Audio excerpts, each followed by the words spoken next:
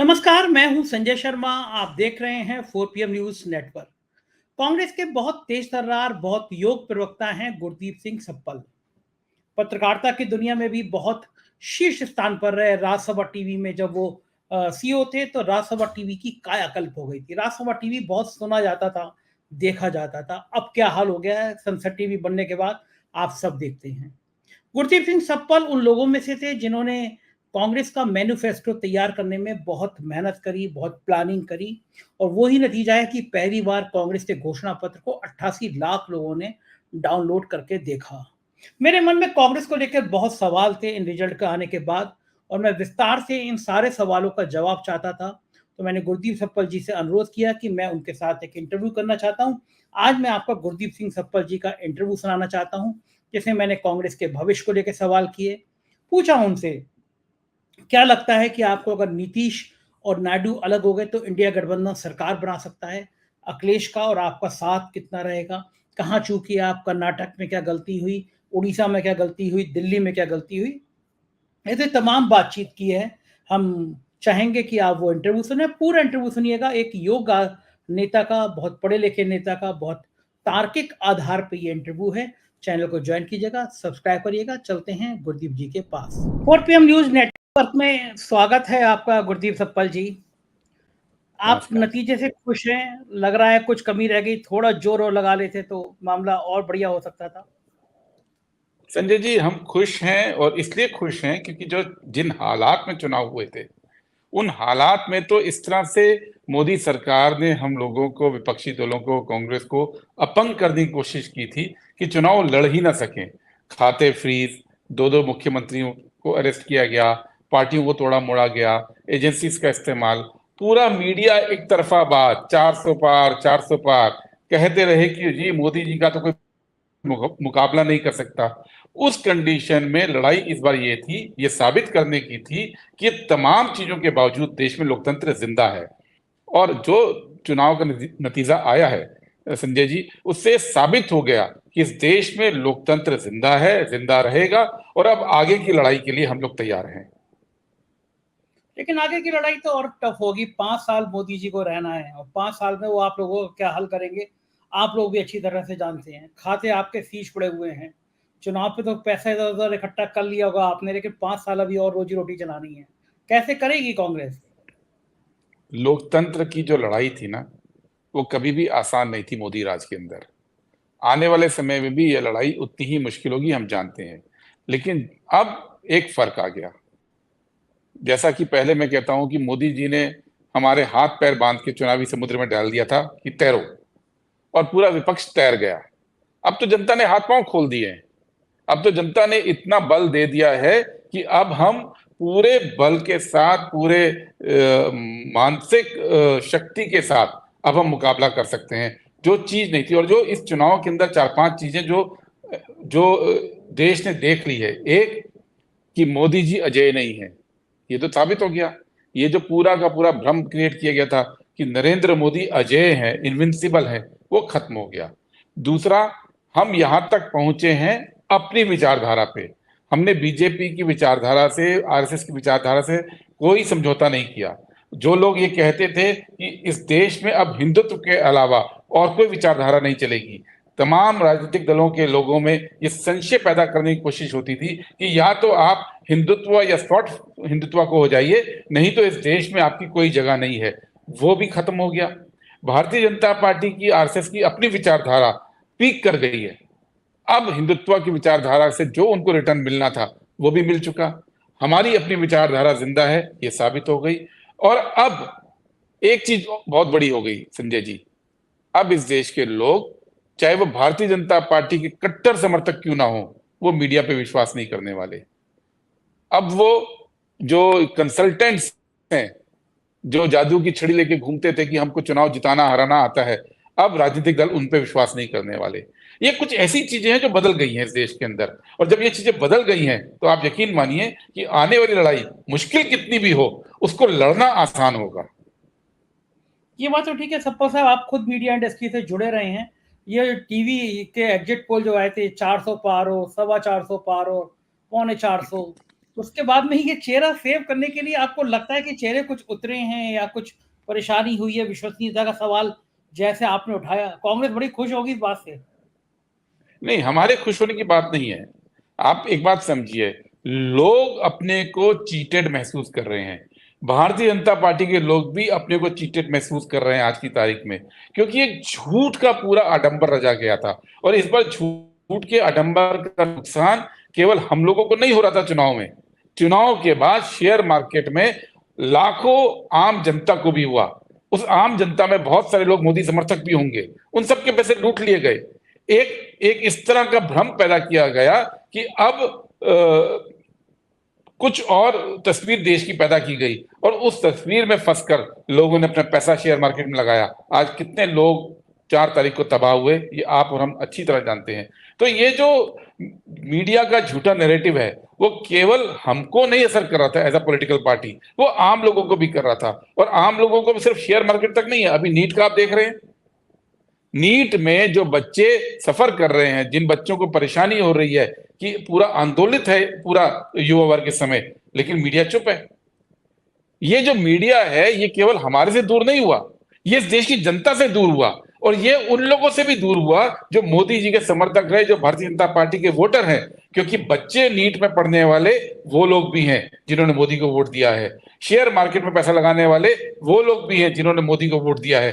तो ये मीडिया सबका दुश्मन पैदा हुआ है, इस मीडिया ने सबको गुमराह किया है। और आने वाले समय में अगर मीडिया को अपने को ठीक नहीं करेंगे, तो इस देश की जनता खिलाफ खड़ी होगी, और इस जनता में हमारे समर्थक हो या भारतीय जनता पार्टी के समर्थक हो, सब इसमें शामिल होंगे। सप्पल, ये कहा जा रहा है कि कांग्रेस थोड़ा सा चुनाव के बाद आराम करने लगी, थक गई, वरना ये जो शेयर का कांड हुआ था जो राहुल गांधी जी ने उठाया, उसके बाद एक मूवमेंट खड़ा होना चाहिए था, आंदोलन खड़ा होना चाहिए था। केवल एक प्रेस कॉन्फ्रेंस हो गई, बयानबाजी हो गई, बात खत्म हो गई, क्योंकि बहुत बड़ा स्टैंडर्ड लोगों को समझ आ रहा है।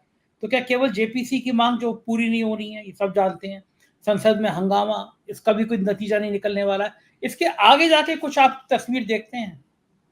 पंकज जी, हम लोग न थमे ना रुके हैं, एकदम से हमने इश्यूज को उठाया, चाहे वो नीट का हो, चाहे स्कैम हो शेयर मार्केट का। हमको जनता ने विपक्ष की भूमिका दी है, और इस समय नई नई सरकार बनी है। 24 तारीख से लोकसभा शुरू हो रही है। हमारी लड़ाई वहां से शुरू होती है, वहां पे खत्म नहीं होगी। और इस बार बीजेपी सरकार के लिए, अब तो एनडीए सरकार बोलने लग गए, क्योंकि इतने वोट तो आए नहीं उनको कि वो उसको बीजेपी सरकार बोले। तो एनडीए की सरकार के लिए इस बार संभव नहीं होगा कि वो इस पूरे विपक्ष को नजरअंदाज करें, क्योंकि इस देश की जनता इस समय इनके ही खिलाफ खड़ी होगी अगर विपक्ष की आवाज को इस बार दबाया गया। कि जनता ने इतनी संख्या में भेजा है, उतनी संख्या को वो दबा नहीं पाएंगे, ये यकीन मानिए। और वहां से लड़ाई शुरू होगी, ये भी आप यकीन मानिए। आपको क्या लग रहा है कांग्रेस कहां चूकी? अगर थोड़ी मेहनत और करती तो 40-50 सीटें और बढ़ सकती थी। ऐसी क्या क्या गलती हुई कांग्रेस से? नहीं, हमसे कोई गलती नहीं हुई। मैंने आपकी पिछले इंटरव्यू में भी चुनाव के पहले कहा था कि हमको विश्वास था, हम जिस तरह से चुनाव लड़ रहे हैं। देखिए, पहली बार पिछले 10-15 सालों के अंदर, 15 सालों के अंदर आप मान के चलिए, नैरेटिव हम तैयार कर रहे थे और नरेंद्र मोदी रिएक्शन दे रहे थे। ये पिछले नहीं होता था। मुद्दे हम तय कर रहे थे और भारतीय जनता पार्टी मुद्दों के पीछे भाग रही थी। ये पहले नहीं हो रहा था। बहुत सारी कम्युनिटीज, बहुत सारे समुदाय इस बार कांग्रेस की तरफ वापस आए, इंडिया अलायंस की तरफ वापस आए। ये पहले नहीं हो रहा था। और साथ ही साथ आप इस पूरे को समझिए कि ये सब काम हम बिना पैसों के कर रहे थे। हम लोगों को कॉर्पोरेट पैसा नहीं दे रहा था, सारा पैसा इलेक्टोरल बॉन्ड के मार्फत या दूसरे मार्फत से बीजेपी के पास था। हमारे पास मीडिया नहीं था। अगर खड़गे जी, राहुल गांधी, प्रियंका गांधी, अखिलेश यादव, तेजस्वी यादव और उद्धव ठाकरे, शरद पवार, डीएमके स्टालिन, बहुत सारे नेता ऐसे हैं जो रोज के रोज प्रचार कर रहे थे, लेकिन अखबारों के अंदर, टीवी के अंदर उनकी एक हल्की सी झलक तो हमारे को फिर भी मिल जाती थी, राहुल जी को और खड़गे जी को। बाकियों की तो चर्चा भी नहीं टीवी में होती थी। अखबार के अंदर अगर हमारी एक खबर लगती थी 3 कॉलम की, तो नरेंद्र मोदी जी की 9 से 10 खबर लगती थी। बहुत सारे देशवासियों को तो पता ही नहीं चला कि उद्धव ठाकरे भी प्रचार कर रहे थे। ये पता ही नहीं चला कि इस देश के अंदर अखिलेश यादव भी प्रचार कर रहे थे। ये पता है, क्योंकि खबर ही नहीं आती थी, जो सोशल मीडिया से लोग पाते थे, और सोशल मीडिया हर व्यक्ति के पास नहीं है।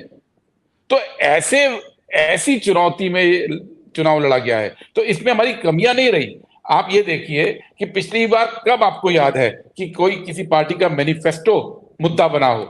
88 लाख लोगों ने हमारा मैनिफेस्टो डाउनलोड कर किया है, 88 लाख। ये हमारी सफलताएं हैं। हमारी, आप असफलताओं की बात करते हैं, हम असफलताएं नहीं गिर रहे हैं। और जी एक मिनट, इस 88 लाख को डाउनलोड किया, इसमें आपका योगदान नहीं है, इसमें मोदी जी का योगदान है। अगर मोदी जी आपके घोषणा पत्र की चर्चा नहीं करते तो आपका 1 लाख भी डाउनलोड नहीं होता। तो आप उनको थैंक यू कम से कम। चुनाव के अंदर हमने तो कई बार मोदी जी को धन्यवाद बोला कि मोदी जी, आप ना जाने कौन सा काल्पनिक मैनिफेस्टो पढ़ रहे थे, उस चक्कर में इस देश को उत्सुकता हुई कि कांग्रेस के मैनिफेस्टो में क्या है।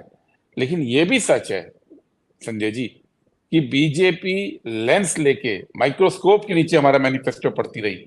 उन्हें एक चीज गलती नहीं मिली। जो बोल रहे थे वो तो झूठ था, वो तो मुस्लिम लीग, मुसलमान, वो सब तो छोड़ दीजिए, वो तो झूठ था। वास्तविकता में एक गलती, कोई एक गलत बात हमारे मैनिफेस्टो में नहीं पकड़ पाए।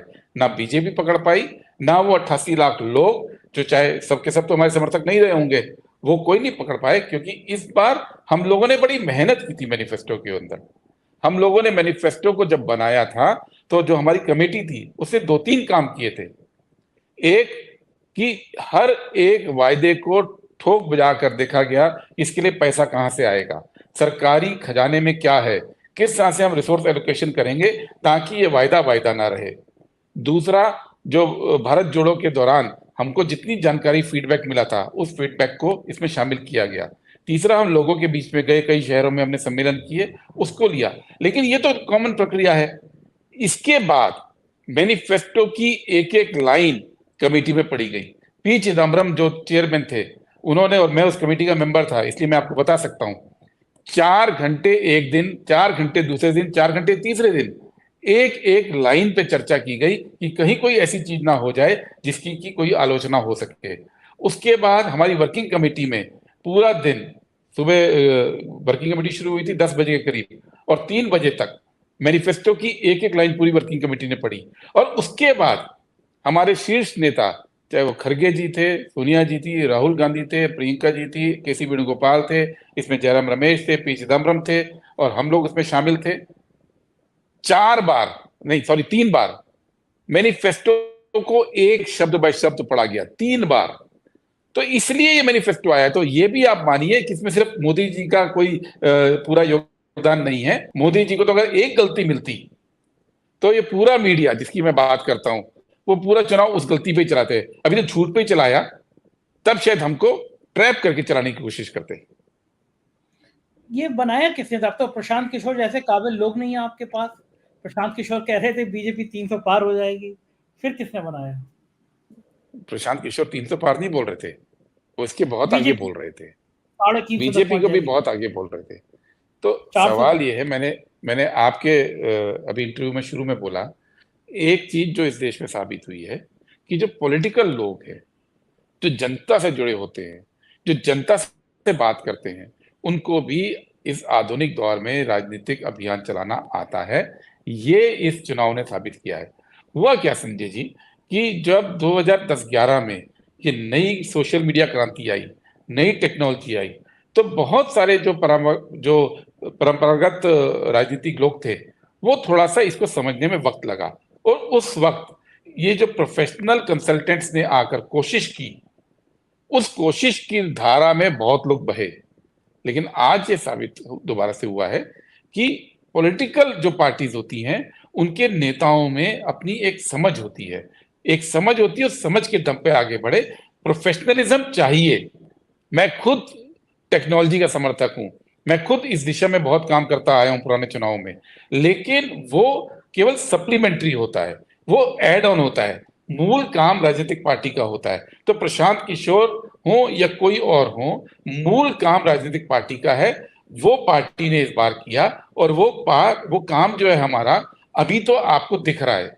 लेकिन पिछले 2 साल के अंदर कांग्रेस पार्टी उदयपुर चिंतन शिविर के बाद लगातार सड़कों पर रही, चाहे भारत जोड़ो यात्रा के दौरान रही हो, चाहे न्याय यात्रा के दौरान रही हो, चाहे हमारे समय समय पर आंदोलन होते गए। वो आंदोलन मीडिया ने दिखाया नहीं था, वो आंदोलन को दबाने की कोशिश होती थी, लेकिन लगातार हमारे लोग सड़कों पर उतर रहे थे, कभी पुलिस के सामने जा रहे थे, कभी गिरफ्तारी दे रहे थे।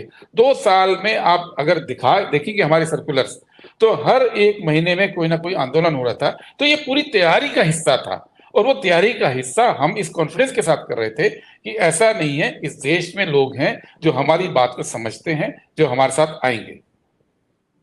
आपने कहा कि कहीं कोई नेगेटिव बात नहीं है, कुछ राज्यों ने निराश किया आपको बहुत, कर्नाटक है, दिल्ली है जहाँ पे आप लोग रहते हैं। इन दोनों राज्यों से बीजेपी को ज़्यादा सफलता मिली, आपको जो उम्मीदें थी वो उम्मीदें पूरी नहीं हुई। कहाँ गलती हुई? कर्नाटक जैसे बड़े राज्य में आप कहाँ चूक गए? इतनी ताकत के साथ आए थे, डीके शिव कुमार जैसे स्ट्रेटेजी बनाने वाले नेता थे, तो गलती कहाँ हुई कर्नाटक में? संजय जी, कर्नाटक में हम लोगों को उम्मीद थी कि 1 से 2 सीट और आएंगी। उसमें भी 1 सीट हम बहुत कम मार्जिन से हारे। और क्यों हम इससे ज्यादा की उम्मीद नहीं कर रहे थे? कर्नाटक की आप राजनीति समझिए, वहां पे 3 पोल हैं राजनीति के। कांग्रेस पार्टी है, भारतीय जनता पार्टी है, और जनता दल सेक्युलर जो देवेगौड़ा साहब की पार्टी है। और देवेगौड़ा साहब की पार्टी का एक जातीय आधार है, ग्रामीण क्षेत्र में वो कलिंगा आधार है। और जब तीनों अलग लड़े थे, तो हम सबसे बड़ी पार्टी के रूप में है। लेकिन इस बार भारतीय जनता पार्टी और जेडीएस का अलायंस था। जब 2 पार्टियां मिलकर लड़ी, तो हमको ये मालूम था कि हम 10, 11 या 12 तक आएंगे। हम 9 पे अटके। वो जरूर है कि एक आध सीट का हमको नुकसान हुआ है। दिल्ली की जहां तक बात है, दिल्ली में हमको उम्मीद थी, इससे ज्यादा की उम्मीद थी। और अभी हम इस बारे में अपने यहाँ भी बात कर रहे हैं कि कहाँ गड़बड़ हुई, क्योंकि दिल्ली के अंदर हमारा जो अलायंस है वो उतना स्मूथली नहीं था जैसा कि उत्तर प्रदेश में आपने देखा था। आप तो लखनऊ में रहते हैं। लखनऊ में कांग्रेस का और समाजवादी पार्टी का जो गठबंधन था, वो नेताओं का गठबंधन नहीं रहा था, वो आम कार्यकर्ताओं का गठबंधन बन गया था। आम कार्यकर्ता कॉमन एजेंडा के साथ, कॉमन बातचीत के साथ, कॉमन लक्ष्य के लिए लड़ रहे थे, जो दिल्ली में नहीं हो पाया था। तो ये फर्क रहा। तो ऐसा नहीं है कि हम लोग अपनी स्थिति से संतुष्ट हैं। हम ये बात जानते हैं कि जनता ने देश को संदेश दे दिया है कि आप मेहनत कीजिए, आप संगठन बनाइए, आप सही राजनीति कीजिए, लोगों के मुद्दे उठाइए और एक वैकल्पिक राजनीतिक दिशा दीजिए, तो हम आपके साथ हैं। और मध्य प्रदेश हो, उड़ीसा हो, दिल्ली हो, हिमाचल हो, या एक आध स्टेट और है, इनमें अब हमको मेहनत करनी है। जैसे आप देखिए कि गुजरात के अंदर पिछले साल हम बहुत बुरी स्थिति में पहुंच गए थे। कोई ये मानने को तैयार नहीं था कि कांग्रेस पार्टी इस बार कैंडिडेट भी ढूंढ पाएगी।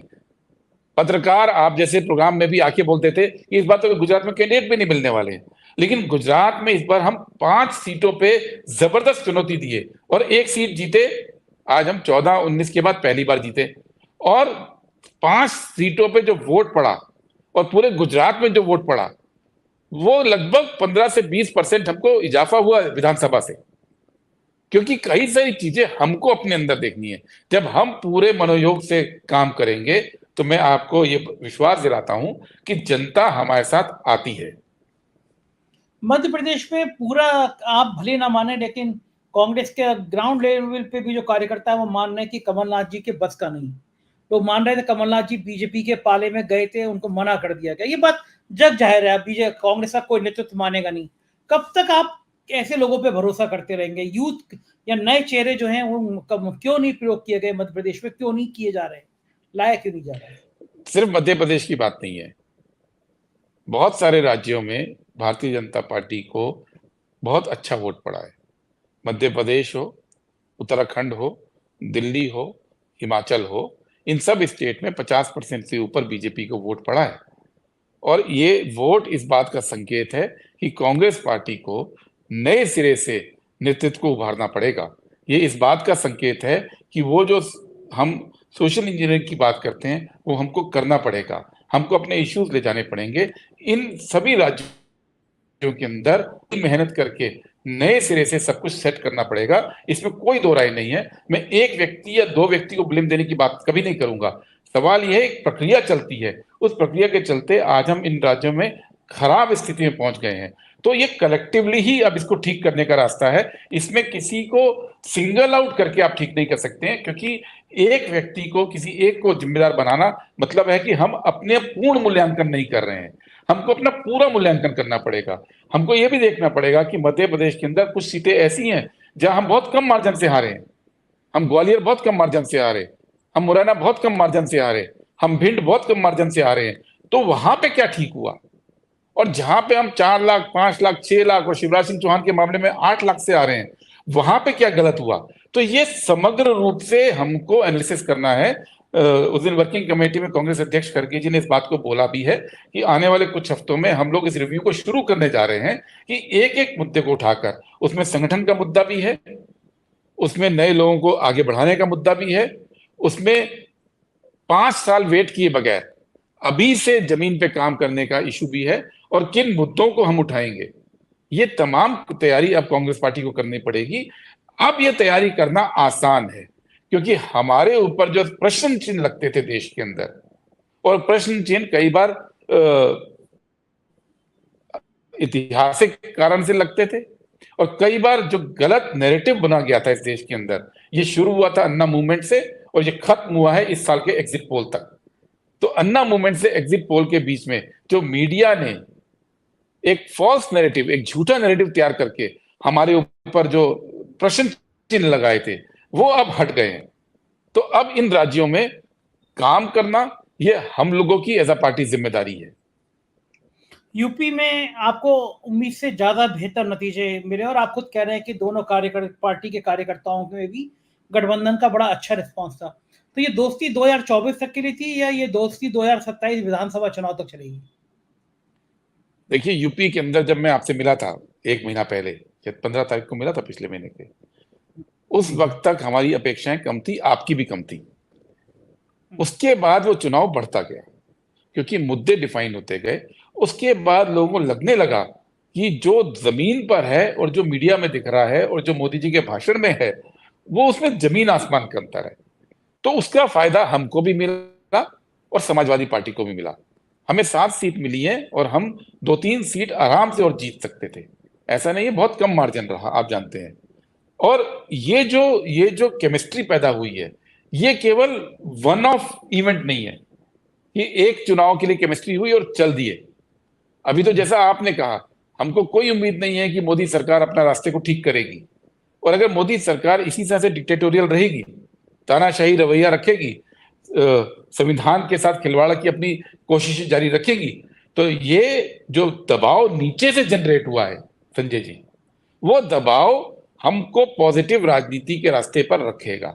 और इसीलिए जो वर्किंग कमेटी की मीटिंग हुई है अभी इस हफ्ते, उसमें कांग्रेस अध्यक्ष ने अपने भाषण में इस बात को बोला है कि हम जिन पार्टी को साथ लेके चले हैं, अभी उन सब के साथ इकट्ठा चलने का वक्त है। ये वक्त है कि हम सब मिलकर इंडिया अलायंस के, केवल यूपी के अंदर नहीं और जगहों पे भी इंडिया अलायंस मिलकर नैरेटिव तय करेगा, मिलकर काम करेगा, क्योंकि चुनौती खत्म नहीं हुई है। अभी केवल एक चीज हुई है कि मोदी जी का जो अहंकार है और मोदी जी के जो अजय मोदी, जिसको वो कहने लगे थे कि तो बायोलॉजिकल भी नहीं हूं, मैं तो ईश्वर का अवतार हूं, वो स्थिति खत्म हुई है। लेकिन जमीन पर अभी भी संघर्ष बाकी है। ये बात तो ठीक है। हालांकि पार्लियामेंट में इस बार बदला बदला नजारा आएगा। आप लोग भी बहुत बड़ी संख्या में 3 जुलाई से नए कानून लागू होंगे आईपीसी के, उसको लेके बहुत देश में डर है कि पुलिस के हाथ में बहुत ताकत आ जाएगी।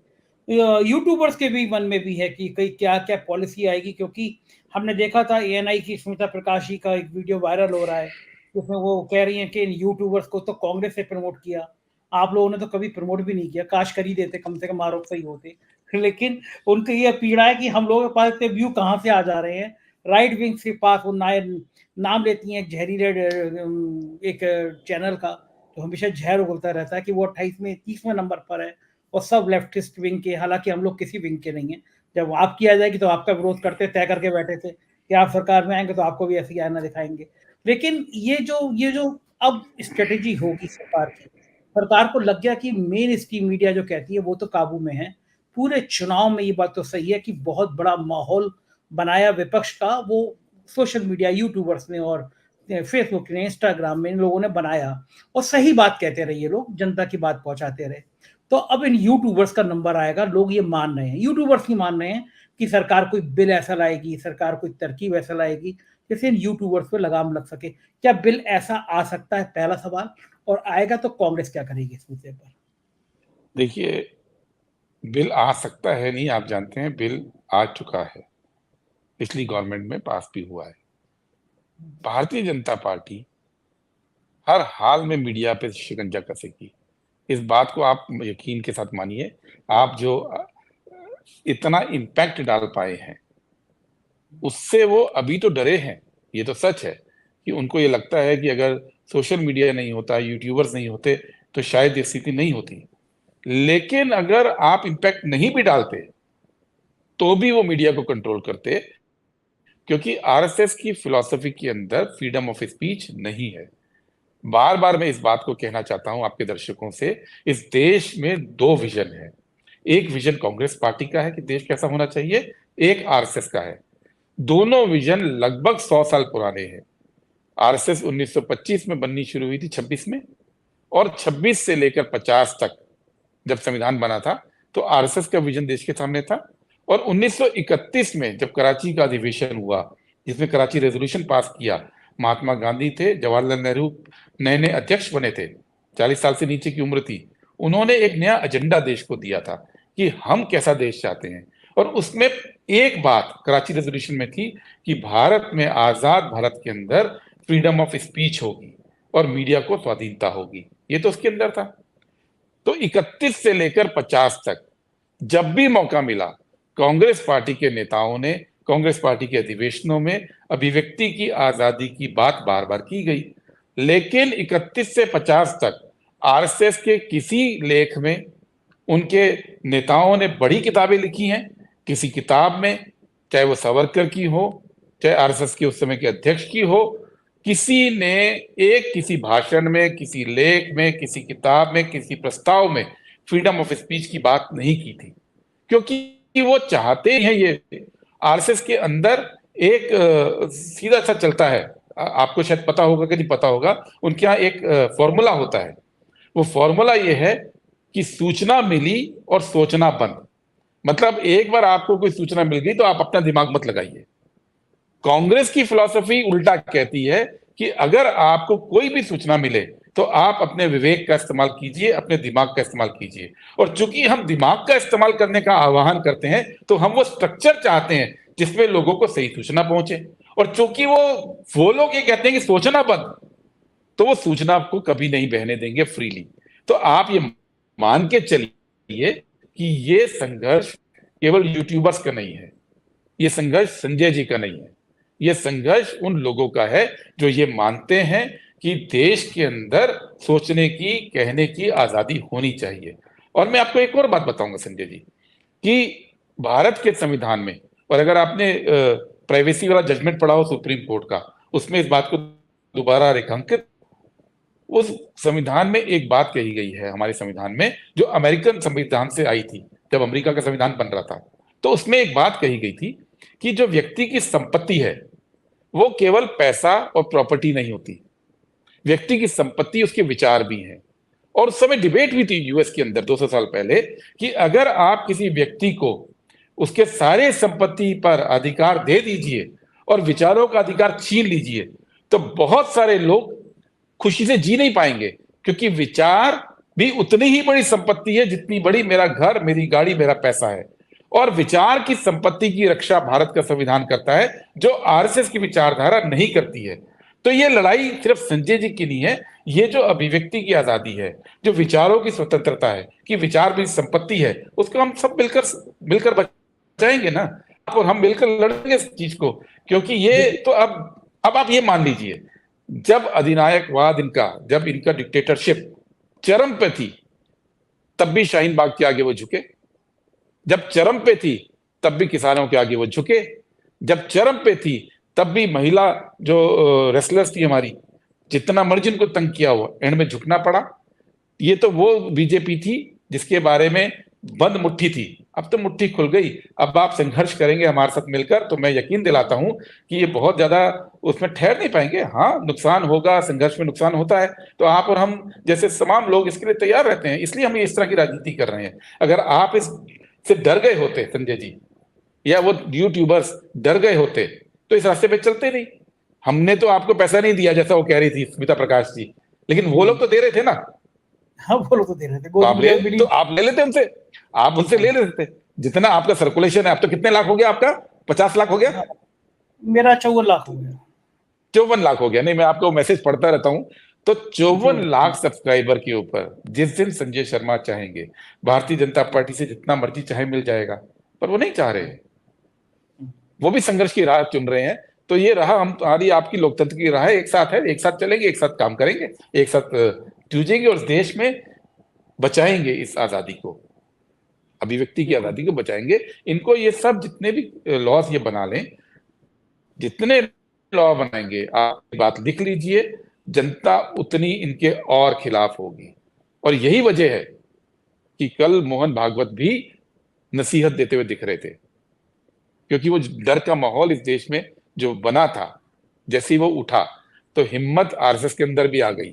अब उन्होंने कल कुछ ऐसी बातें बोली हैं जो स्पष्ट रूप से बिना नाम लिए मोदी जी के लिए कही गई हैं। तो ये जो लड़ाई है ना, ये लड़ाई में बहुत सारे आपके साथी कहां से आपको मिलेंगे, अभी देखते जाइए। एक आखिरी सवाल, इंडिया गठबंधन अभी भी उम्मीद देखता है कि नायडू और नीतीश एक दिन नाराज होंगे और आप सरकार बनाएंगे? नहीं, हम लोग अपनी राजनीति को दूसरों के कंधों पर नहीं चला रहे।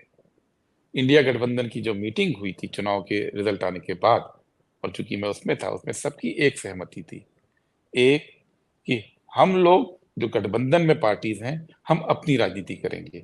अपनी राजनीति क्या है कि हम महंगाई के सवाल, हम बेरोजगारी के सवाल, हम आज़ादी के सवाल, जो अभिव्यक्ति की आज़ादी है, हम प्रोटेस्ट के अधिकार के सवाल, हम अग्निवीर के सवाल, हम किसानों के सवाल, मजदूरों के सवाल, ये उठाते रहेंगे और जनता में जाते रहेंगे।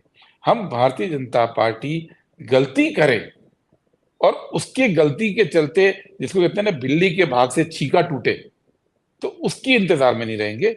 हमको जनता के बीच जाकर अपनी बात करनी है और जनता के मुद्दे उठाने हैं। राजनीति हमारी और ये जो जनादेश मिला है वो हमसे यही डिमांड करता है। तो हम इस इंतजार में नहीं बैठेंगे, हम जनता के साथ जाएंगे और आने वाले जो स्टेट के चुनाव होने जा रहे हैं राज्यों के, उसको जीतने के लिए हमारा लक्ष्य है, क्योंकि एक एक करके राज्यों को हम जीतेंगे और जीतते जाएंगे तो भारतीय जनता पार्टी कमजोर होती जाएगी। यही सच्चाई है। बहुत बहुत शुक्रिया गुरदीप जी, आपने इतना समय दिया, आभार, थैंक यू। ये थे गुरदीप सिंह सप्पल और उन्होंने विस्तार के साथ कांग्रेस की रणनीतियों पर बात करी। आप स्वीकार करेंगे कि एक पढ़े लिखे शालीन नेता जैसे होते हैं गुरदीप सिंह सप्पल, तर्कों के साथ मेन स्ट्रीम टीवी चैनल पे भी आप उनको इसी तरह सुनते होंगे।